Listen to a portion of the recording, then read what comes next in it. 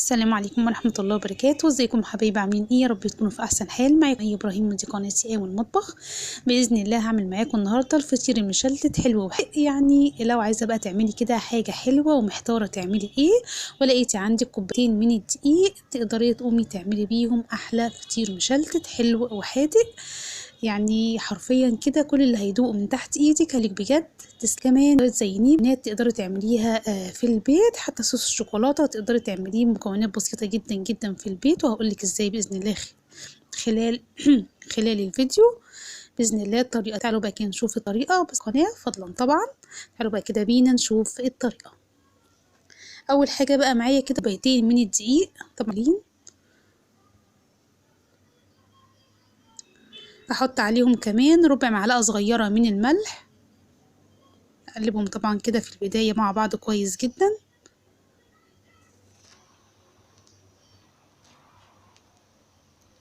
وهنزل عليهم بنص كوبايه من الميه المغليه. يعني بغلي الميه واحطها مباشره على الدقيق، ما بسيبش الميه لحد ما تبرد طبعا بمعلقه، لان طبعا الميه بتبقى سخنه جدا. ببدأ ان انا كمان احضر جنبي نص كوباية تانية من المية المغلية، وانزل بيها شوية بشوية وهشوف اخد منها قد ايه. طب عامة كوبايتين دقيق بيحتاجوا حوالي كوباية الا ربع من المية المغلية، طبعا ممكن شوية حسب نوع الدقيق. طب هبدأ بقى كده اعجن كويس جدا.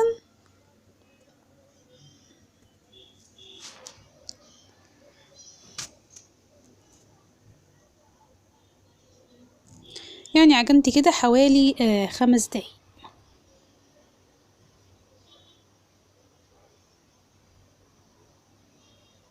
هبدأ بقى ان انا كده اشكل العجينة عندي على شكل رول، يعني مبريحش العجينة، ببدأ ان انا اقطعها على طول. معايا كمان دي ربع كوباية من الزيت. هبدأ بقى ان انا اشكل كده الكور عندي الاول على الشكل زي بقى كده، وبعد كده هبدأ ان انا انعمها ما بين ايديا بالشكل ده. دي خلاص بقى الكمية عندي اهو. هبدأ بقى ادهن كده وشهم بالزيت، وبعد كده هغطيهم عندي بكيس تلاجة نضيف، يعني هسيبهم كده يرتاحوا حوالي 10 دقايق. بعد بقى ما العجين عندي ارتاح، هبدأ بقى ان انا اجيب كده اول كورة عندي وشوية من الزيت هدهن بيها الرخامة، وبعد كده هبدأ افرد الفطير عندي او الفطيرة معايا. طبعا لما بفرد يعني مش وش، يعني كأني كده يعني ما بتقلش ايدي على العجينة، لا يعني بفرد شوية بشوية كأني كده بحسس على العجينة، بحيث العجينة ما تتقطعش معايا. طب دي بقى عبارة عن ايه بقى؟ الميكس الهايل بقى ده اللي هيودي بقى كده الفطير او طعم الفطير لحتة تانية خالص بقى. ده ربع كوباية من الزيت، معلقة كبيرة هرمية من السمنة، معلقة كبيرة هرمية من القشطة اللي هي وش اللبن. ولكم بقى ان تتخيلوا الطعم الحلو، يعني هتبقوا مستمتعين جدا وانتوا بتاكلوا الفطير، سواء بقى حلو او حادق. طبعا زي ما انتوا شايفين كده بفرد الفطيرة عندي زي شكل بيضاوي كده، على قد ما اقدر على شكل بيضاوي. وبعد كده ببدأ ان انا احط خليط المادة الدهنية اللي انا عملته، وابدأ ان انا اطبقها بالشكل ده على شكل مربع. طبعا تقدري تعمليها صغيرة او تقدري تعمليها كبيرة، يعني تحطي واحدة جوه واحدة زي ما انا عملت كده، فطبعا اللي يريحك اعملي. طبعا طبعا ما بتكبري، طبعا ما رقات الفطير من جوه بتبقى طبعا كتيرة. طبعا تقدري زي ما قلتلك تقدري تعمليها صغيرة او كده. تعالوا كمان نعمل واحدة اهي. زي ما قلتلكم على قد ما اقدر بحاول كده ان انا افردها على شكل بيضاوي، بفرد شوية بشوية او بشويش بحيث العجين ما يتقطعش معايا.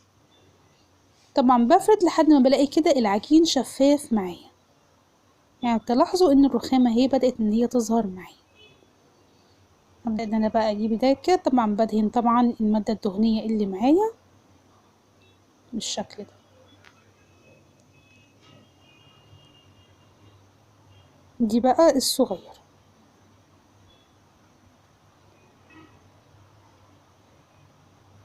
دي بقى الكمية معايا اهي، يعني عملت لي 6 فطيرات او 5 فطيرات صغيرين وواحدة كبيرة اللي هي واحدة جوه واحدة. طب معايا ايه بقى؟ تعالوا بقى كده نسويهم على البوتاجاز. احط بقى كده حوالي معلقتين من الزيت، وكمان حوالي معلقتين او 3 معالق من خليط المادة الدهنية اللي عملتها. هبدأ طبعا اسخنهم كويس في البداية على نار متوسطة، بعد طبعا ما يسخنوا هبدأ انزل بالفطير عندي.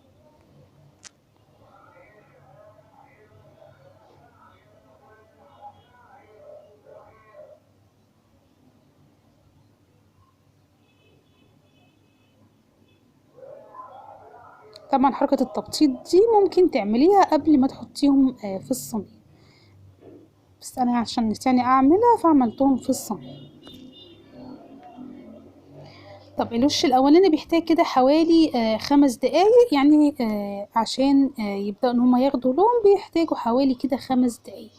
الوش التاني تقريبا بيبقى يعني على طول يعني ممكن ياخد معاكي مثلا 3 دقايق. يعني لو قلنا قد ايه قاعد على النار بيحتاج على النار 8 دقايق. اول طبعا ما بيطلع بحطه يا في كيس نظيف يا اما حله فاضيه وبتغطي عليها الغطا عشان يطرى، مش بتسيبيه زي ما هو، مش بتغطي. زي ما انتوا شفتوا بقى الرقات الحلوه اهي. تعالوا بقى نعمل بقى شويه كده بقى ايه، او ندلع بقى كده ايه الفطير، وندلع كمان الاول.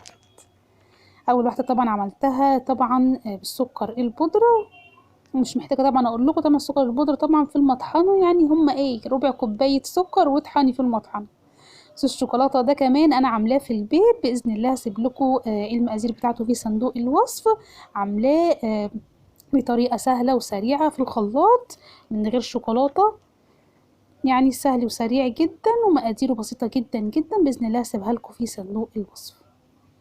طبعا التالتة طبعا عملتها بالعسل، وده بقى الفطير اهو سبته بقى حادق زي ما هو. اتمنى الفيديو يكون عجبكم. السلام عليكم ورحمه الله وبركاته.